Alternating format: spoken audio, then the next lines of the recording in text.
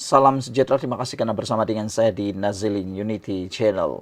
Headline yang viral hari ini ialah senarai kabinet baru bocor. Ada bekas ahli parlimen pembangkang masuk. Ini satu penegasan dan headline viral yang memang mengejutkan kita. Benarkah Anwar Ibrahim sudah membentuk kabinet baru dan ada ahli parlimen, bekas ahli parlimen daripada pembangkang akan dibawa masuk? Kalau ini benar, ramai netizen yang memberikan pelbagai reaksi. Ada yang gembira, ada juga yang setuju, ada juga yang kata masih ramai lagi ahli parlimen daripada kerajaan, kenapa pula nak ambil dari luar, kata mereka. Namun demikian, setakat ini, belum ada senarai rasmi kabinet baru yang bocor dan tiada bukti kukuh bahawa bekas ahli parlimen pembangkang telah pun diserapkan ke dalam kabinet Anwar Ibrahim. Namun, terdapat beberapa spekulasi dan analisis yang sedang diperdebatkan dan diperbincangkan. Yang pertama, tiada bukti rasmi senarai bocor, tetapi akan ada spekulasi yang kita akan huraikan. Tiada laporan diterbitkan oleh media arus perdana atau kenyataan rasmi dari pejabat Perdana Menteri tentang senarai menteri baharu. Perdana Menteri Anwar beberapa kali menegaskan rombakan kabinet belum menjadi keutamaan kerana menteri yang letak jawatan masih bercuti. Tetapi sekarang ini sudah sah bahawa kedua-dua menteri iaitu Rafizi Ramli dan Nik Nazmi telah sah letak jawatan. Spekulasi muka baru dan bekas pembangkang kini bermain di dalam dunia politik Malaysia. Sebelum itu, saya nak kongsikan dengan anda semua, ini Transofector bukan ubat. Inilah terapi imun yang dicari-cari oleh seluruh umat manusia. Terapi imun ini bertindak meningkatkan daya imun badan kita sehingga 400%. Secara umum dan ringkasnya, kita kena penyakit kerana imun badan kita yang lemah. Kita kena penyakit kerana imun badan kita yang bodoh. Kita gagal sembuh daripada penyakit kerana imun badan kita yang tidak mampu melawan daripada dalam. Tetapi Transofector for Life yang sedang ada di tangan saya ini bertindak meningkatkan daya imun badan kita, melawan penyakit dan melawan masalah kesihatan dari dalam sehingga 400%.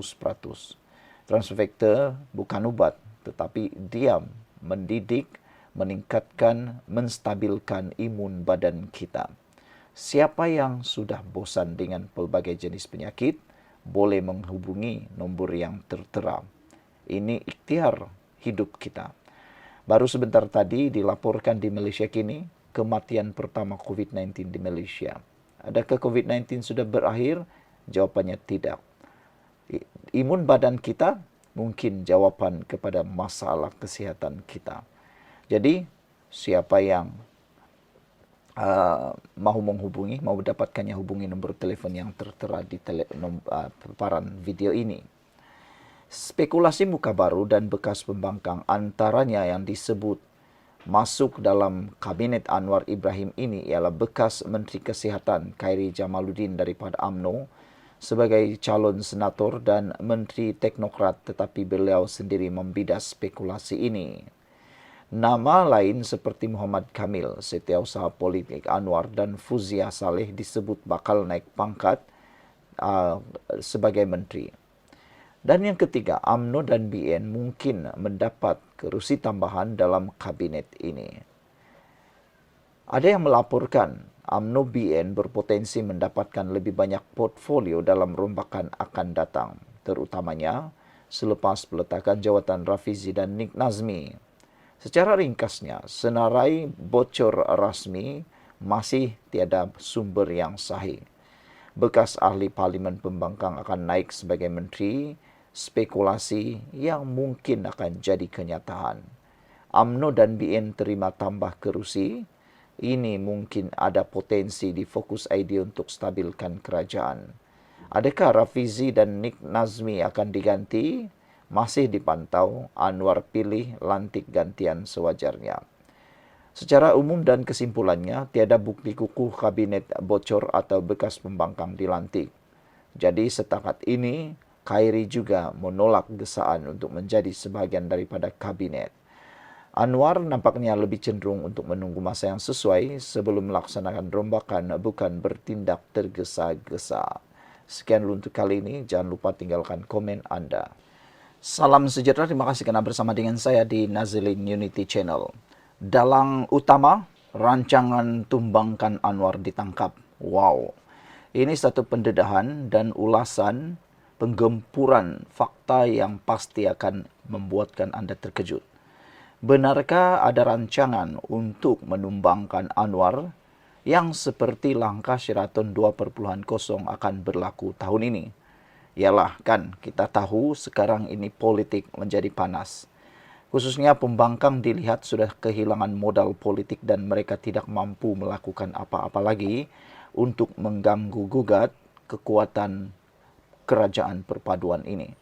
Dijangka jika Barisan Nasional dan Pakatan Harapan terus bekerja sama di dalam politik Malaysia, tiada harapan mana-mana pihak untuk menumbangkan kerajaan ini. Oleh sebab itulah, satu ulasan daripada netizen menyatakan bahawa akan ada dalang utama rancangan Tumbangkan Anwar akan ditangkap. Akhirnya, individu yang selama ini bergerak dalam bayang-bayang merancang kejatuhan Anwar Ibrahim ditangkap. Wah, macam mana ditangkap, di mana ditangkap, dan siapa yang tangkap, Anda akan ikuti dan ketahui dalam ulasan pendedahan luar biasa ini. Drama politik negara kini memuncak apabila dalang utama cubaan menjatuhkan kerajaan perpaduan berjaya dikenal pasti dan ditahan oleh pihak berkuasa. Siapa dalang ini? Belum ada kenyataan rasmi sepenuhnya, tapi sumber dalaman menyebut beliau adalah bekas ahli strategi kanan dipercayai pernah berkhidmat dalam kerajaan atau JLC, aktif menggerakkan gerakan sulit melompat, ahli parlimen lompat parti, mempunyai hubungan rapat dengan blok pembangkang dipercayai Perikatan Nasional. Rancangannya bagaimana? Rancangannya menawarkan genjaran politik dan keuangan kepada ahli parlimen tertentu, mahu menggerakkan undi tidak percaya di parlimen, mewujudkan tekanan melalui media sosial, iaitu geng tiktokers upahan dan manipulasi persepsi rakyat. Tetapi semua ini terbongkar lebih awal selepas siasatan SPRM dan pihak keselamatan mengesan komunikasi sulit dan perpindahan dana mencurigakan. Apakah implikasinya? Sebelum kita teruskan ulasan ini, jangan lupa, ini ialah Transfer Factor for Life. Ini ialah terapi imun meningkatkan daya imun badan kita sehingga 400%. Baru sebentar tadi di Malaysia kini melaporkan kematian pertama tahun ini melibatkan COVID-19. Jadi saudara-saudara sekalian, COVID-19 masih wujud. Peningkatan daya imun badan kita menjadikan kita kuat daripada serangan-serangan penyakit. Dengan peningkatan daya imun badan kita, kita melawan daripada dalam. Secara umum dan ringkasnya, kita kena penyakit dan kita mudah untuk kena penyakit, sukar untuk sembuh kerana imun badan kita yang lemah. Bagaimana mau meningkatkan kembali imun badan dan mendidik imun badan kita menjadi bijaksana? Transfer Factor jawapannya. Ini ialah produk yang diluluskan KKM, diiktiraf oleh doktor-doktor di seluruh dunia. Lulus KKM, ada sijil halal, dan ianya adalah produk saintis luar biasa. Siapa yang berminat untuk mendapatkannya, sila hubungi nombor telefon yang tertera. Apa implikasi besar? Kegagalan rampasan kuasa ini memberi signal jelas Anwar masih kukuh dan pengkhianat mula gugur satu persatu. Kerajaan perpaduan kini dilihat semakin bersih dari unsur sabotaj dari selimut dalam selimut. Tangkapan ini mungkin membuka jalan untuk penahanan lebih ramai lagi individu berprofil tinggi dalam masa terdekat. Ini bukan sekadar soal politik, ini soal masa depan negara. Siapa lagi yang akan ditahan selepas ini? Siapa jerung sebenar di belakang dalang ini? Adakah kita bakal melihat pembersihan besar-besaran dalam politik Malaysia? Masa akan tentukan. Tapi satu yang pasti, Anwar tidak akan tumbang semudah itu. Saudara, dalang ditangkap, siapa dalaman hianati Anwar. Itu antara isu yang membawa kita kepada perbualan kali ini. Kita jumpa lagi. Bye-bye. Salam sejahtera. Terima kasih karena bersama dengan saya di Nazilin Unity Channel. Benarkah Rafizi, Khairi Jamaluddin, dan 11 ahli parlimen sepakat membina kubu baru atau membina parti baru? Siapa 11 ahli parlimen itu? Dan apa tujuan dan apa pula nama parti baru itu? Kita akan rungkai dan ulas itu pada malam ini. Hari ini politik Malaysia bergegar semula. Rafizi Ramli, Khairi Jamaluddin, dan 11 ahli parlimen lain dikatakan sedang merancang penubuhan parti baru. Satu blok yang penuh dengan tenaga pembaharuan dan agenda reformasi atau reformis. Caranya bagaimana? Rupa-rupanya cadangan awal ini datang daripada pemimpin UMNO, Puat Zarkasi. Kononnya elok kalau Rafizi, Khairi Jamaluddin, Nik Nazmi, Syed Saddiq Syed Abdul Rahman, Larry Seneng, dan beberapa lagi orang lain menubuhkan parti sendiri. Ini bukan spekulasi kosong.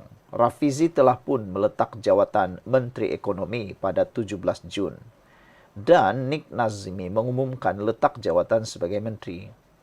Khairi meskipun menolak kabar balik kembali kepada UMNO, dilihat semakin aktif di luar politik rasmi, menerusi podcast serta penampilan korporat, membina pengaruh baru di luar gelanggang rasmi.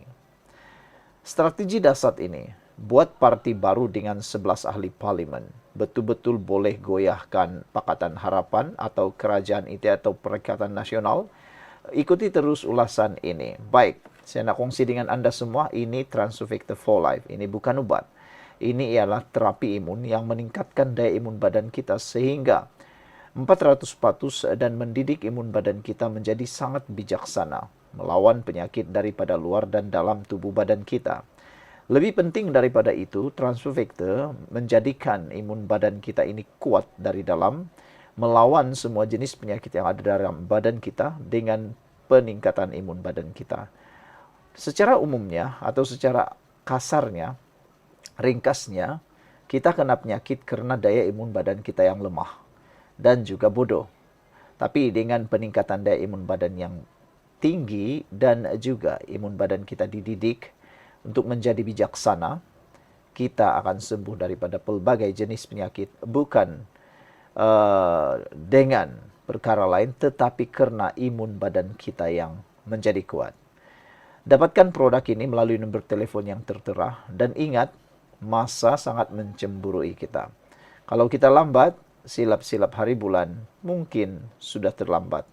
Dan ingat, mungkin ini adalah pertemuan yang memberikan harapan sinar kepada Anda. Terus hubungi nombor telepon yang tertera.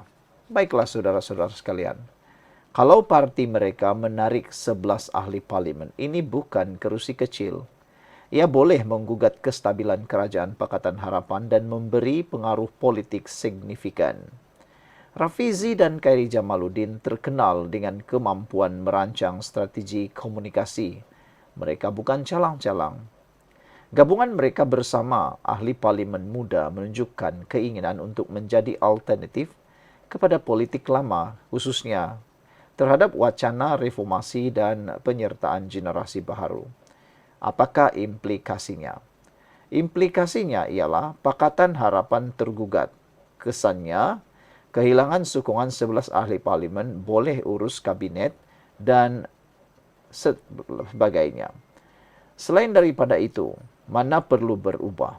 Parti utama Pakatan Harapan mungkin perlu dan gandakan penglibatan akar umbi.